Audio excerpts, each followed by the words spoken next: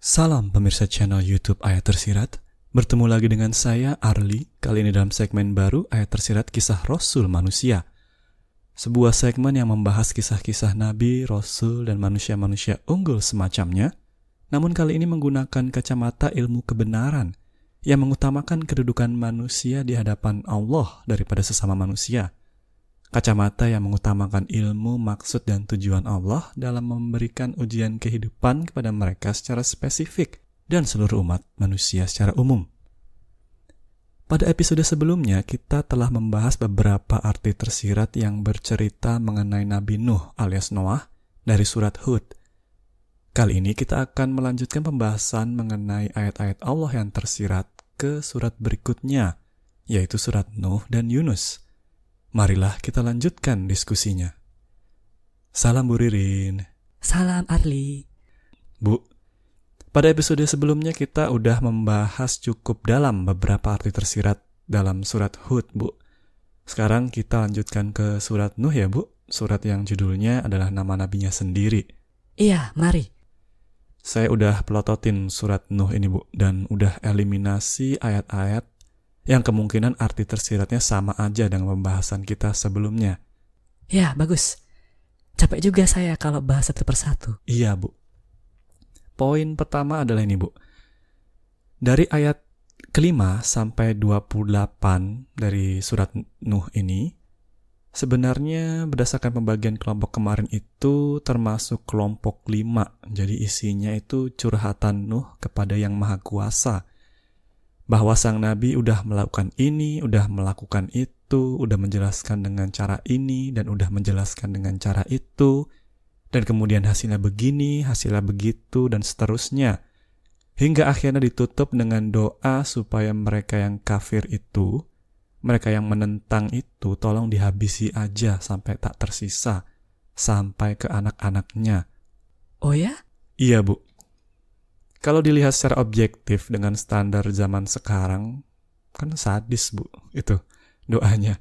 Meskipun saya sendiri nggak tahu detail kehidupan sang Nabi ini. Semenyedihkan apa sih perlakuan dari penentangnya selama ratusan tahun itu? Bisa aja mereka memang beringas semua sehingga sang Nabi berdoa seperti ini. Nggak tahu juga saya, Bu.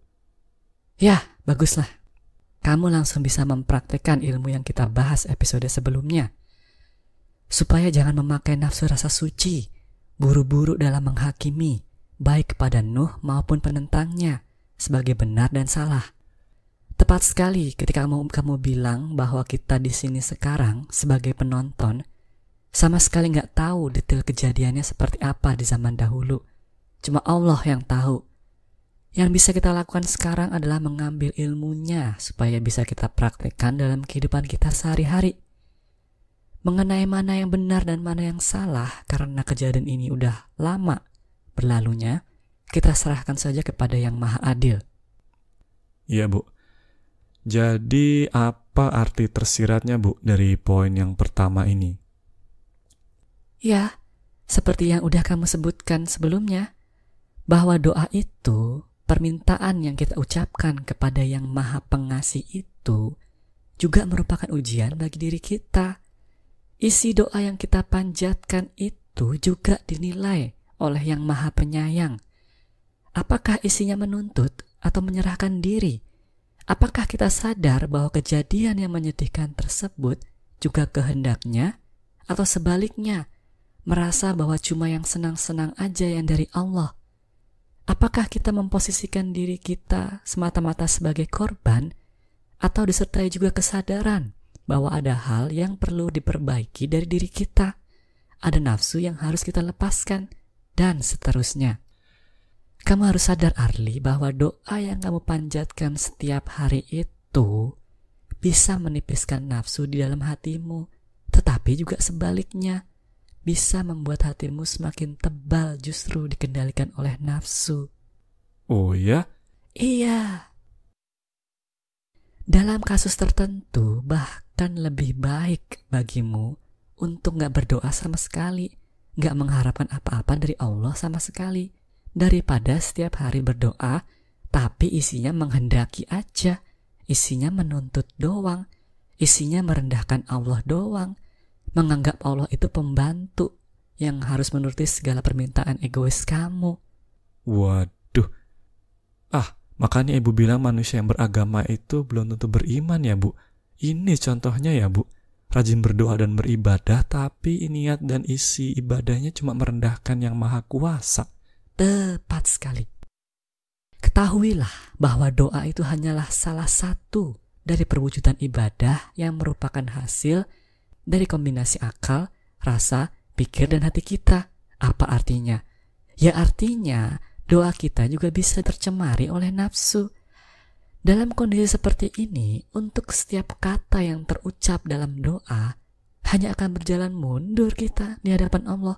Rugi besar kan? Ya tentu aja hal ini yang bisa menilai cuma Allah. Kita harus mengatur diri kita masing-masing dalam berdoa. Jangan ngarepin sesama manusia untuk bisa ngebenerin kebiasaan kita yang satu ini. Niat kamu dalam berdoa, kemurnian niat kamu ketika mengucapkannya, kan kamu sendiri yang tahu, bukan orang lain. Iya, Bu. Kalau saya cuma asal mengucapkan doa sebagai mantra pun itu nilainya beda juga ya, Bu, dengan yang benar-benar saya pahami berarti. Iya, tetapi sekali lagi itu hak dan kewajiban masing-masing individu manusia. Kalaupun kita mau ikut campur, berusaha memaksakan detailnya doa macam mana yang benar dan doa macam mana yang salah, yang ada malah mengotori diri kita masing-masing. Kalau udah begitu, kemurnian niat kita dan orang tersebut bakalan sama-sama jadi kotor justru. Iya. Domino ketidakmurnian niat ya, Bu? Iya. Kalau gitu cara berdoa yang benar dengan menggunakan fitrah itu contohnya seperti apa, Bu? 1. Niatkan untuk berserah diri, menganggap kita yang butuh pertolongannya, bukan target atau maksa Allah untuk menuruti, menganggap Allah sebagai pembantu kita. 2. Rendahkan diri dengan memohon ampun dari kodrat kita yang kurang, salah, dan lupa. 3. Berterima kasihlah atas segala nikmat dan rahmat yang udah diberikan, baik berupa kesehatan, keselamatan, keamanan dari tipuan nafsu, dan segala macam hal yang udah diberikan oleh Yang Maha Kuasa. 4. Ketika mau meminta sesuatu yang kita butuhkan, mulailah dengan cara, misalnya Ya Allah, jika Engkau berkenan dan memberikan manfaat bagi diriku, kami mohon kepadamu ya Allah, berikanlah, dan seterusnya. 5. Akhiri setiap doa dengan hanya kepadamulah kami menyembah dan memohon pertolongan, dan hanya Engkau yang Maha Kuasa dan Maha Menuruti. Amin. Semacam itulah kurang lebih. Oke, Bu. Cara berdoa yang benar ini udah Ibu tekankan berulang kali dalam video ataupun buku. Terus ada lagi nggak arti tersirat dari ayat-ayat ini, Bu? Ada. Salah satu kesalahpahaman yang dimiliki keempat Muhammad, Ifrit, Khidir, Adam, dan Eva di zaman kebaikan, yang otomatis juga dimiliki oleh nabi-nabi mereka, adalah mengira bahwa kecenderungan manusia yang seperti hewan ini berasal dari tubuh jasmani. Apa akibatnya? Ya mereka mengira dengan memusnahkan jasmani, raga, manusia-manusia yang dianggap buruk bagi mereka, memutus keturunan mereka, otomatis akan mencegah generasi baru dari kelakuan yang sama. Hah? Ya, gampangnya mereka anggap manusia itu seperti berbagai macam hewan dan tumbuhan yang mereka pakai eksperimen zaman dulu. Kan mereka belum tahu ada nafsu, belum tahu bahwa ada kecenderungan yang tidak bisa dipisahkan dari manusia yang mengotori hati manusia. Jadi mereka berharap dengan seleksi alami semacam ini, dengan menyeleksi keturunan umat manusia, memilih cuma yang mereka anggap mulia yang bisa beranak dan memiliki keturunan, mereka bisa memotong kecenderungan hewani manusia dari generasi selanjutnya. Makanya setiap ada kebudayaan yang dianggap udah terlalu parah, langsung bikin seleksi lagi dan bunuh sisanya. Begitu terus. Waduh. Ya begitulah kenyataannya. Oh, makanya doanya Nuh di ayat tersebut begitu juga ya isinya, ya sadis. Musnahkan aja mereka, binasakan mereka, daripada nanti menularkan ke anak-anak mereka. Iya. Dan sedihnya, pemahaman yang sama juga dimiliki oleh hampir semua malaikat tanda kutip dan siluman yang bikin kebudayaan masing-masing. Dikiranya keturunan orang mulia dalam kurung keturunan mereka juga pasti jadi mulia, dan keturunan orang hina dalam kurung keturunan musuh mereka juga pasti akan jadi hina. Padahal kan tergantung juga dari kecenderungan hati dan keputusan yang diambil dalam hidupnya masing-masing individu. Ketika dihadapkan dengan kodrat dan irodat yang tertentu, dan mulia dan hina di antara sama manusia kan juga relatif, sangat mudah terbiaskan berbagai macam faktor. Selain itu, kecenderungan ini memang gak bisa dihilangkan, tetapi cuma bisa dikendalikan. Sayangnya mereka belum ada yang tahu zaman segitu. Apa boleh buat? Ya ampun. Oh, ini maksud ibu dengan KKN itu ya berarti? Di kalangan malaikat tanda kutip dan siluman. Iya, salah satunya aja. Masih banyak lagi perwujudannya. Mayoritas ilmu kebaikan itu seringkali memang dibuat secara spesifik untuk kompatibel, untuk bisa harmonis terhadap satu jenis suku aja, satu ras aja, satu jenis cara hidup aja, satu kebudayaan aja di satu wilayah tertentu. Jadi, begitu berusaha diaplikasikan di tempat lain, di kebudayaan lain, cara hidup lain, suku dan ras lain, gak cocok, dan akibatnya justru memaksakan kehendak sampai bunuh-bunuhan segala. Wow. Oh, jangan-jangan rasisme, saling benci antara suku atau ras tertentu itu juga berakar dari sini ya, Bu? Iya, karena nafsu rasa aku manusianya juga, baik yang hidup maupun yang mati. Selain itu, kan mayoritas umat manusia sebenarnya masih berada di bawah pengaruh roh-roh dari zaman dulu. Jadi, kebencian tersebut memang bisa aja asalnya dari roh-roh tersebut di masa lalu. Saya nggak nyangka bisa nyambung sampai sini, Bu. Dari doa seorang nabi bisa nyambung ke rasisme yang sampai sekarang masih menjadi masalah. Begitulah.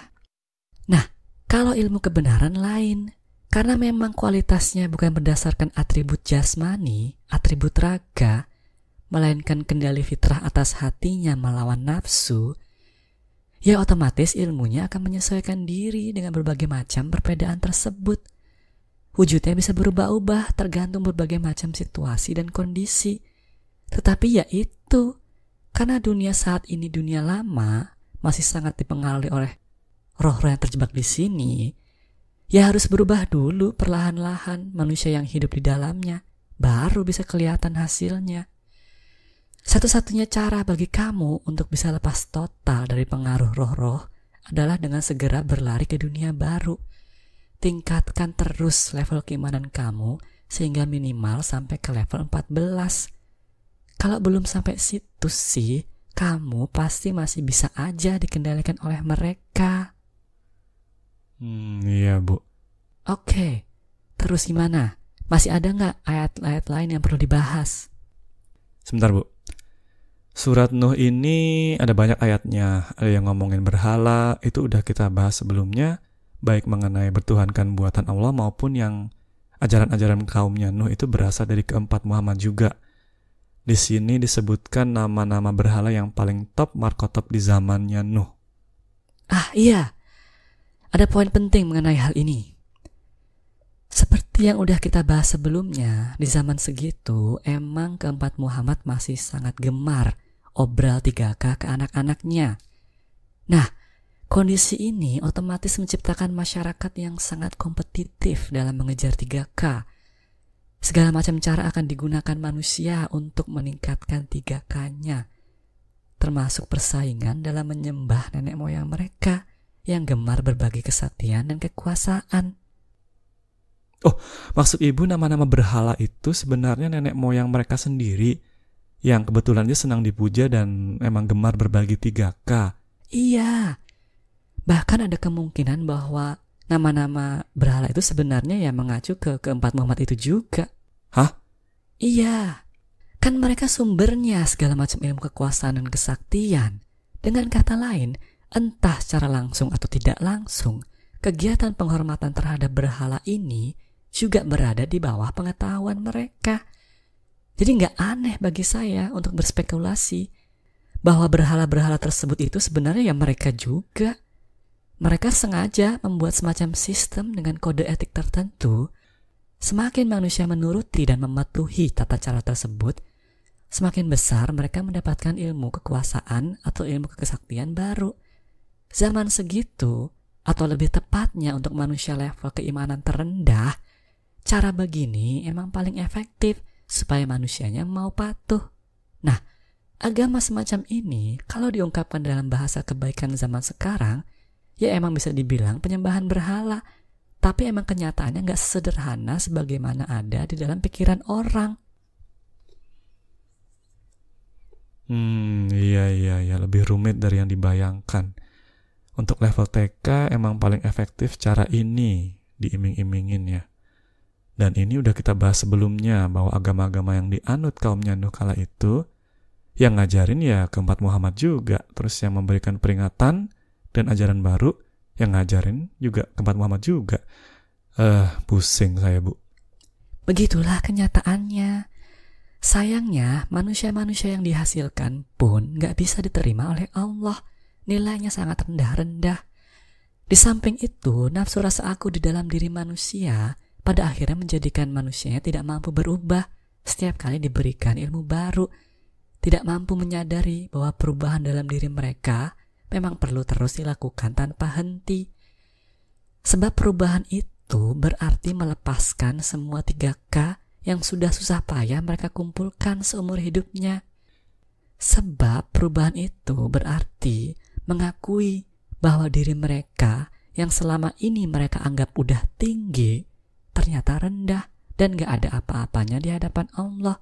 Ini sih yang paling berat emang untuk dilakukan. Iya.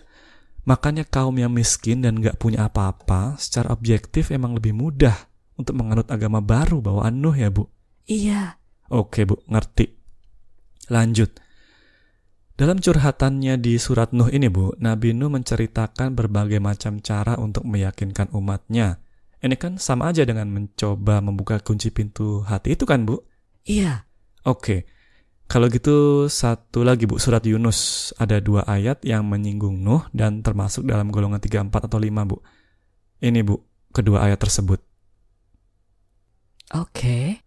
Nah, pertanyaannya adalah, adakah arti tersirat dari 2 ayat ini?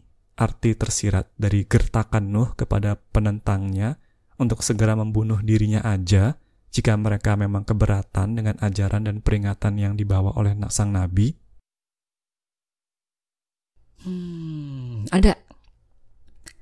Ketika membaca dan menelaah ayat-ayat semacam ini, keberanian yang ditunjukkan oleh Nabi dan Rasul seperti ini, asumsi kita pertama kali pasti adalah karena mereka sangat yakin dan beriman kepada Yang Maha Esa kan? Sehingga dengan mudah berkata seperti ini. Benar gak? Ya iyalah, Bu. Nabi gitu loh. Iya. Tetapi sebenarnya ada sisi lain dari cerita ini. Sisi yang tragis dan pahit. Kamu udah ngerti kan bahwa niat yang mendasari tindakan manusia itu bisa dibikin persentase? Berapa persen yang asalnya dari fitrah dan berapa persen yang asalnya dari nafsu? Berapa persen yang asalnya dari akal, rasa, pikir, atau raga alias insting? Masih ingat gak? Oh iya, Bu. Masih ingat. Dan dari akal, pikir, rasa, atau insting itu masing-masing juga bisa berasal dari fitrah atau nafsu kan, Bu? Ya. Nah, yang banyak orang gak sadari dari ayat-ayat semacam ini adalah bahwa para nabi dan rasul itu juga stres, depresi, mengalami tekanan, dan berbagai macam penderitaan yang gak terlihat secara kasat mata juga. Apa artinya? Artinya, ayat ini bukan sekedar keberanian, tetapi juga meliputi kelelahan mental, keputusasaan, dan keinginan supaya pekerjaannya cepat selesai. Hah? Kita kan udah bahas sebelumnya bahwa bekerja di bawah keempat Muhammad itu sangat berat. Nabi atau Rasul manusia juga gak dikasih tahu apa-apa karena memang mereka sedang diuji juga. Iya. Jadi, Kalimat-kalimat gertakan semacam ini sebenarnya bukan sekedar ditujukan kepada penentangnya, bukan sekedar diarahkan kepada musuhnya, melainkan juga kepada Khidir atau Yang Maha Esa yang selalu mengawasi sang nabi agar segera memberikan keputusan. Dengan kata lain, tidak peduli pada akhirnya terbunuh atau terlindungi, Nuh sendiri udah masa bodoh. Yang penting kerjaannya cepat selesai. Waduh, seriusan Bu? Iya, sebagian dari niatnya seperti itu. Baru sisanya emang yakin benar pasti menang. Gak tahu juga saya detail persentasenya. Yang jelas kita semua harus sadar bahwa para nabi dan rasul itu bukan sekedar manusia pilihan yang langsung jadi mulia gitu aja. Mereka juga disiksa secara fisik dan mental dalam tantangan kehidupannya. Semua ada prosesnya. Ini harus kita ingat. Oh, begitu rupanya ya. Dan satu lagi yang harus kita sadari juga. Untuk satu orang nabi atau rasul yang disebutkan di kitab suci atau diceritakan dari generasi ke generasi, terdapat ratusan atau bahkan ribuan yang gak diceritakan. Iya Bu, ini udah kita bahas sebelumnya. Iya, nah yang mau saya tambahkan sekarang adalah bahwa sebagian besar dari mereka itu justru akhir kehidupannya tragis. Jadi dalam kasus Nuh seperti ini justru kasus spesial. Nuhnya dilindungi karena masih ada tugas yang belum selesai. Kalau dalam kasus nabi-nabi dan rasul-rasul lain yang udah dianggap selesai kerjaannya, ya kemungkinan besar bakal dibiarin aja menjadi korban dari musuhnya, atau bahkan diatur kematiannya setragis mungkin sebagai ujian terakhir mereka. Wih, masa Bu? Begitulah kenyataan pahitnya. Biasanya kalau udah begini dikasih kompensasi baru setelah matinya. Misalnya diangkat menjadi malaikat tanda kutip dan dikasih kesaktian. Jadi kasus semacam Nuh ini justru minoritas ya Bu? Diselamatkan karena pekerjaannya belum selesai. Iya. Jadi kamu harus ubah asumsi kamu sekarang. Seorang utusan ilahi diselamatkan dari musuhnya atau bisa hidup terus itu belum tentu cuma satu doang alasannya. Karena mereka berada di pihak yang benar. Tapi bisa juga semata-mata karena pekerjaannya belum selesai. Dan sebaliknya, ketika utusan tersebut menjadi korban dari penentangnya, jadi pihak yang kalah, seorang nabi bukan berarti karena tidak dilindungi lagi atau ajaran yang dibawanya pasti salah. Bisa juga karena emang pekerjaannya udah dianggap selesai dan pengen segera dilihat hasilnya oleh keempat Muhammad yang jadi manajer mereka. Waduh, sedih banget ya Bu. Begitulah. Makanya jangan anggap jadi teladan atau junjungan umat manusia itu gampang. Berat banget. Baik ujiannya maupun tanggung jawabnya setelah mati. Sebab kalau umatnya sesat gara-gara mereka, mereka juga harus tanggung jawab. Kalau tahu gini, siapa coba yang mau jadi nabi atau rasul? Iya. Kalau tahu begitu berat bebannya, manusia mana coba yang mau jadi nabi atau rasul ya? Ya, sekarang kamu tahu. Ada lagi gak yang perlu dibahas? Kayaknya udah cukup itu aja Bu. Sisanya bisa saya pelajari sendiri bermodalkan penjelasan yang udah Ibu berikan sebelumnya. Oke. Satu lagi Bu, pertanyaan terakhir. Iya, silakan. Kita sejak beberapa episode terakhir ini udah membicarakan bagaimana contoh cara kerja nabi dan rasul manusia di zaman kebaikan. Nah, dari semua penjelasan tersebut, apalagi perbedaan yang bisa Ibu jelaskan dibandingkan dengan metode kerja di zaman kebenaran, selain yang udah Ibu jelaskan sebelumnya? Kan udah dijelaskan di video-video sebelumnya, perbedaan antara ilmu kebaikan dengan kebenaran. Oh, maksud saya lebih ke proses Ibu dalam menerimanya, Bu. Ketika berinteraksi dengan Nur Muhammad misalnya. Kan udah ditulis di buku Menuju Sadar Kepada Allah 1. Versi singkatnya aja, Bu. Soalnya kan nggak semua pemirsa udah baca bukunya. Mulai dari mana, kan panjang banget. Oke, kalau gitu saya aja yang tanya. Waktu Ibu sebut di buku memproses orang, itu apa sih yang Ibu maksud sebenarnya? Apa sama dengan ketika Nabi sedang berusaha membuka pintu hati manusia? Oh, beda. Saya cuma dilempar ke sana ke sini untuk ngecek apa sih yang dibutuhkan agar individu manusia dengan level tertentu bisa tembus sinar fitrahnya sampai ke raganya, sampai keluar. Jadi, kalau pakai perumpamaan lubang kunci pintu hati sebelumnya, saya cuma sebagai lilin atau malem. Tahu kan yang bisa dibentuk-bentuk itu? Yang kemudian dimasukin ke lubang pintu kuncinya supaya tahu bentuknya seperti apa, tanpa perlu membuka pintu hatinya. Kalau yang bertugas membuka sih ya malaikat muqarrabin lah setelah mereka diturunkan nantinya. Tapi ya itu, tetap aja dicobainnya satu persatu juga. Mulai dari manusia level tingkat keimanan 1 sampai 20. Untuk jenis fitrah dominan yang berbeda, untuk manusia yang memiliki kodrat yang berbeda, untuk manusia yang memiliki status sosial yang berbeda-beda. Wih, banyak banget dong, Bu. Iya. Dalam setiap proses tersebut, saya selalu dikondisikan, selalu terpaksa. Misalnya, untuk menguji keikhlasan seorang tukang becak, saya dibikin miskin total. Entah gimana caranya, kena tipu kek, atau anak saya sakit kek, sehingga besok mau makan apa aja bingung.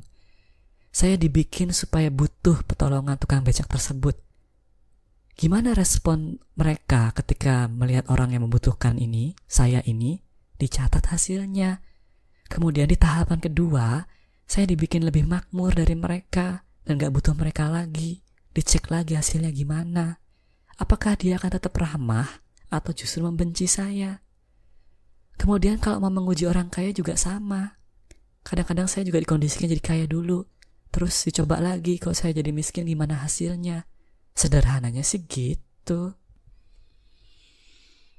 Oke, Bu. Berbagai ilmu yang Ibu tahu sekarang ini yang dibagikan melalui video-video ini dikasih sama salah satu dari Nur Muhammad. Sebelum atau sesudah itu, Bu? Sesudahlah. Seperti yang saya bilang sebelumnya, ketika disuruh mereka untuk tugas tertentu, saya juga gak dikasih tahu apa-apa. Cuma kesana, kesini, ke situ, titik. Gak dikasih modal apa-apa. Jadi, saya juga tetap harus cari makan sendiri. Keringat tetap harus diperas sendiri. Otak dan badan juga harus dipakai. Gimana caranya? Waduh. Terus manajernya siapa, Bu, dari kelima Nur Muhammad tersebut? Semuanya lah. Ifrit nyuruh ke sini karena ada urusan A. Saya bingung, gak ngerti apa tujuannya. Jadi pergi aja pokoknya. Kalau selesai urusan saya sama beliau, biasanya saya dibentak-bentak. Terus Khidir nyuruh ke sini. Saya udah gak mikir lagi berangkat. Kalau udah selesai, biasanya saya dihibur dengan kata-kata halus. Adam menyuruh ke sini, pergi saya. Kalau selesai, saya dikasih semangat dengan mencari kekuatan melalui rangkaian logika. Terus Eva nyuruh ke sana. Kalau selesai, saya disayang-sayang dan dikasih harapan masa depan yang lebih baik. Ya pokoknya gitu aja terus, tergantung situasinya. Semuanya sangat membingungkan deh pokoknya. Kesengsaraan dan penderitaan selalu ngikutin setiap langkah saya. Yang jelas, setelah masing-masing tugas dari keempat Muhammad itu selesai, Jibril pasti yang nanti akan menjelaskan ke saya apa ilmu, maksud dan tujuan saya disuruh ke sana kemari oleh keempat saudaranya tersebut. Makanya Ibu bilang kerja sama mereka kayak orang buta yang meraba-raba dalam kegelapan ya, Bu ya? Iya. Tanpa adanya penjelasan dari Jibril mengenai semua ilmu, maksud dan tujuan tersebut, saya pasti gak bakalan kuat. Pasti udah gila, sedeng, ngadepin semua perintah dari keempat Muhammad yang sangat membingungkan dan gak masuk akal tersebut. Tetapi ya emang gitu kenyataannya, sebab yang menguasai ilmu rohani ini Jibril, bukan Ifrit, bukan Khidir, bukan Adam, dan juga bukan Eva. Ibarat meramu obat, keempat Muhammad tersebut meneliti bagaimana cara terbaik dalam memberikannya kepada anak-anak mereka. Apakah dengan vaksinasi, apakah dengan serum, apakah dengan puyer, tablet, sirup, atau suntik. Berapa dosisnya, apa efek sampingnya, dan seterusnya, menyesuaikan dengan kodrat dan irodat manusia yang berbeda-beda. Meskipun begitu, tetap aja yang punya stok obatnya, yang bisa memproduksi dan mendistribusikan obat-obatnya, cuma Jibril. Nah, karena ramuan obat ini sebelumnya belum pernah ada, saya sebagai individu manusia biasa disuruh masuk ke dalam hutan, menghadapi semua binatang buas di dalam sana untuk mencari bahan-bahan eksotiknya. Keluar dari mulut singa, masuk mulut buaya, digigit ular, diterkam harimau. Semua udah saya lakukan sendiri. Dan setelah mengalami itu semua, Jibril yang kemudian menjelaskan semua ilmunya. Nah, semua ilmu maksud dan tujuan tersebutlah obat anti nafsu inilah yang sejak awal direncanakan akan diadministrasi ke dalam setiap rohani manusia oleh malaikat muqarrabin. Metode dan dosisnya tergantung kodrat dan irodat manusia masing-masing. Jadi, saya hanyalah manusia yang udah belajar lebih awal aja perkara ilmu rohani ini, yang udah selesai perjalanannya dalam mempelajari ilmu kebenaran ini.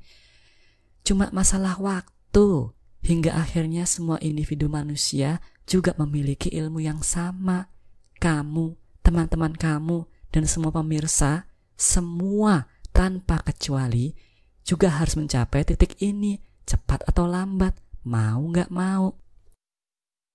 Pilihan bagi kamu itu cuma berapa lama kamu mau sampai titik ini. Mau 3 siklus kehidupan, atau mau 10, atau mau 100, terserah kamu.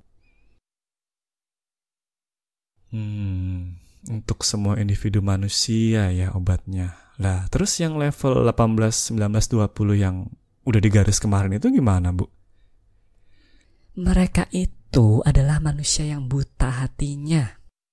Ibarat anak kecil, udah dijelasin bahwa obat anti nafsu ini penting buat mereka, udah dijelasin semua manfaat dan atributnya, tetap aja mereka muntahin, gak mau mereka telan. Ya gimana lagi? Ya dibawalah mereka ke alam fana terlebih dahulu. Nanti di sana mereka juga sama aja mendapatkan pelajaran ilmu kebenaran juga, dapat obat ini juga yang telah disesuaikan dengan tingkat keikhlasan mereka. Sama aja kurikulumnya dengan yang masih hidup. Perbedaannya cuman mereka nerimanya dalam kondisi tanpa raga, cuma roh doang. Jadi prakteknya harus nunggu hingga lahir kembali. Kenapa perlu dipisah begini kamu tanya? Sebab kalau level 18-20 itu dicampur pendidikannya dengan level 1-17 di alam nyata ini, malaikat muqarrabinnya gak bisa membuat kemajuan sama sekali. Ibarat membangun rumah, mereka bayangin aja setiap kali berhasil numpuk bata, disemen, dicor, dan ngecat bersama mereka yang level 1-17, yang level 18-20 dengan entengnya berantakin lagi batunya. Campuran semennya dirusak, diinjak-injak, catnya dicoret-coret bikin grafiti. Kapan majunya kalau begitu coba? Oh, begitu rupanya. Jadi emang sengaja dipisahkan karena mereka pasti akan merusak tatanan ya, Bu. Oke. Terakhir, Bu. Selama perjalanan panjang tersebut, apa yang menyokong Ibu sehingga begitu kuat ngadepinnya? Selama perjalanan ini, di dalam pikiran saya sebagai seorang single parent dengan 4 orang anak, cuma satu fokusnya. Gimana caranya supaya semua anak-anak saya juga bisa menjadi manusia yang bermanfaat, supaya kehidupannya gak sia-sia, supaya bisa terus melangkah maju dalam sekolah kehidupan ini, seiring dengan majunya pemahaman saya tentang ilmu kebenaran ini. Itu aja sebenarnya sumber utama kekuatan saya, dan saya selalu berdoa kepada Yang Maha Kuasa, memohon kepada Yang Maha Menuruti. Semoga pancaran sinar dari malaikat muqarrabin, obat anti nafsu yang udah diramu selama ini dengan susah payah, bisa diadministrasi, bisa ditransfer, bisa nyambung dengan fitrah seluruh umat manusia di dunia ini tanpa kecuali. Sebab memang hanya Allah lah yang mampu mewujudkan hal ini. Titik. Oke, Bu. Oh, satu lagi. Saya punya pesan untuk semua pemirsa yang menonton. Oh, silakan, Bu. Pertama, bagi pemirsa yang bisa nyambung dengan penjelasan-penjelasan yang saya berikan di sini, bersyukurlah dan teruslah belajar untuk menyempurnakan diri sehingga mampu menjaga fitrah sebagai pemimpin diri Anda. Anda bisa nyambung itu karena secara sadar ataupun tidak, sebenarnya udah mulai mempraktekkan ilmu kebenaran dalam kehidupan sehari-hari sebelum ini, meskipun belum paham semua detailnya. Oh gitu ya, Bu? Iya. Kedua, bagi pemirsa yang belum nyambung dengan ilmu kebenaran, jika berkenan, silahkan membaca buku-buku saya dan semua video yang ada di channel ini dari awal. Saya mohon maaf atas nyataan tersebut, karena batasan kewajiban saya hanyalah memudahkan manusia untuk berinteraksi dengan malaikat muqarrabin. Saya tidak memiliki kemampuan untuk membuka pintu hati Anda. Saya tidak mampu memastikan Anda mendapatkan petunjuk dari Yang Maha Pencipta. Yang memiliki wewenang dan kemampuan seperti itu hanyalah malaikat muqarrabin saja, bukan saya. Oke, Bu. Saya ngerti sampai sini. Semoga aja penjelasan Ibu bisa menjadi pengantar ilmu kebenaran bagi semua pemirsa yang menyaksikan. Dan karena udah lama obrolan kita ini, boleh saya tutup sekarang, Bu? Ya, silakan. Terima kasih atas penjelasannya, Bu Ririn. Sama-sama, Arli. Begitulah pemirsa, episode ayat tersirat kisah Rasul manusia kali ini. Akhirnya selesai juga untuk topik Nabi Nuh. Jika Anda memiliki pertanyaan, silahkan tulis aja di kolom komentar di bawah ini, atau baca aja buku-bukunya Ibu Ririn Atika. Terima kasih atas perhatiannya. Wassalam.